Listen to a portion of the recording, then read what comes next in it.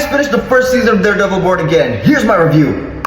Spoilers ahead. Man, talk about a comeback Marvel. Daredevil Born Again was an absolute banger, and with the way how the season went, I say it's on track to becoming my favorite Disney Plus show, even beating Loki. Now that's just saying something.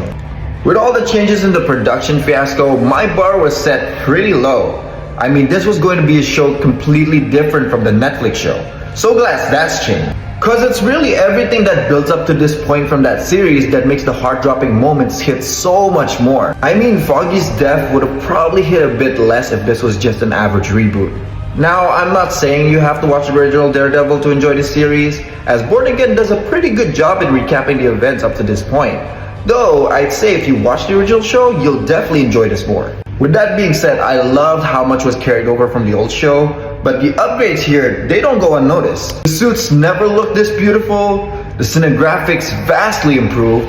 I mean, that red and blue scene, that's just pure brilliance. And the fight scenes. Ooh man, the fight scenes, yeah, those were just intense.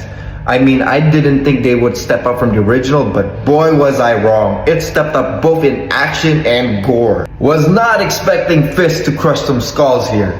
Now that was just gruesome. The new cast of characters here were okay. Compared to the Netflix show, some were definitely not utilized as much, but some definitely did stood out. My favorite was Daniel Blake. Loved his character arc here. Mainly, I'm really excited that he's in the MCU now. It gives more opportunities for him to interact with our heroes, and hopefully one day, Spider-Man. For the story, it's overall pretty good. I love that it focused on the parallels between Matt and Fist and highlighted their transformation back into their old selves.